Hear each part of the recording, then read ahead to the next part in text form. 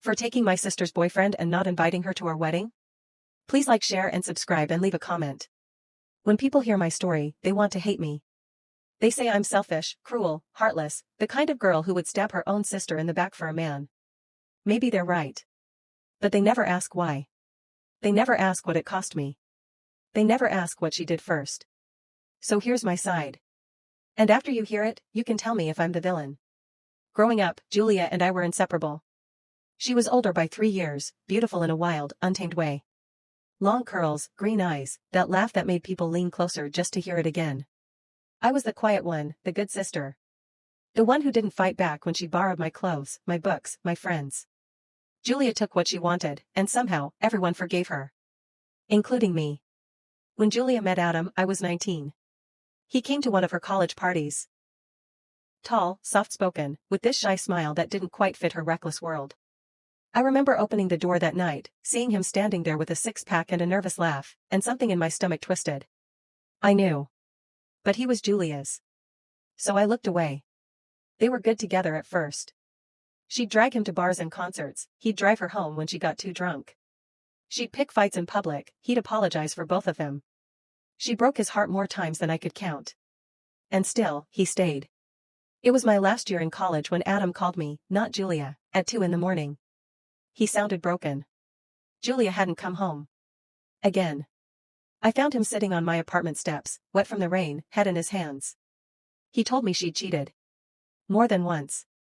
He told me he couldn't do it anymore, but he couldn't let go either. I should have sent him home. I should have called my sister and told her to pick up the pieces herself. But I didn't. I know that was selfish of me, but it felt right. I made him tea. I let him crash on my couch. I listened to him talk about how lonely he was, how small he felt next to her big, wild love. It didn't happen all at once. It was coffee the next morning. It was a text here, a call there, just to check in. It was seeing him smile at my jokes, not hers. It was him remembering my favorite flowers. It was me pretending I didn't see the line we were tiptoeing toward.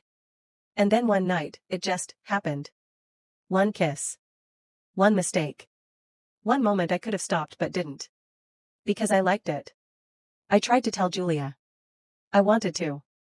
But every time I saw her, bright, beautiful, selfish Julia, she'd talk about how Adam would never leave her. How he'd always crawl back. She laughed in my face when I asked if she really loved him. Love? Who cares about love? He's mine. So I kept quiet. Adam did too. He broke up with her 3 weeks later. Told her he was tired, needed space, needed to figure himself out. She blamed their fights, his weakness, the universe, anyone but me. Adam and I kept it secret for months. He said he needed time. He said he didn't want to hurt her more.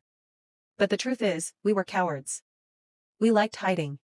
We liked pretending it wasn't real yet, because if it was, then we were the bad ones. When we finally told her, she laughed. Then she screamed. Then she told me I was dead to her. She packed her things, moved out of our childhood home, blocked me on everything. She told anyone who would listen that I stole him, like he was a necklace she'd left on the counter. Adam proposed on a rainy Sunday morning. Nothing fancy, no cameras, no ring hidden in a dessert. Just us, half-dressed in my kitchen, laughing about grocery lists and bills. He got down on one knee, wet hair falling in his eyes, and asked if I'd stay, forever. I said yes. I didn't even hesitate. My parents were quiet when I told them. They love Adam. They love me. But they love Julia too, even when she's cruel. They asked if I'd invite her. They asked if I'd give her a chance to come. I said no. The guest list was a battlefield. My mother begged. My father called me stubborn. Julia, for once, said nothing, but I saw her post on Facebook. A snake is getting married. Wish her luck. People took sides. Family friends whispered about how I was heartless. My cousins asked whose table they should sit at if she showed up. I kept saying the same thing. She's not welcome. She'd ruin it. She'd stand up in the middle of my vows and laugh. I knew my sister. I knew what she'd do to make sure all eyes were on her, not me. The night before the wedding, Julia showed up anyway. I heard a knock on my hotel door, and there she was, leaning against the frame, hair a mess, eyes puffy. She didn't come inside. She just looked at me, really looked at me, and said, "You could have picked anyone. Anyone. But you took him.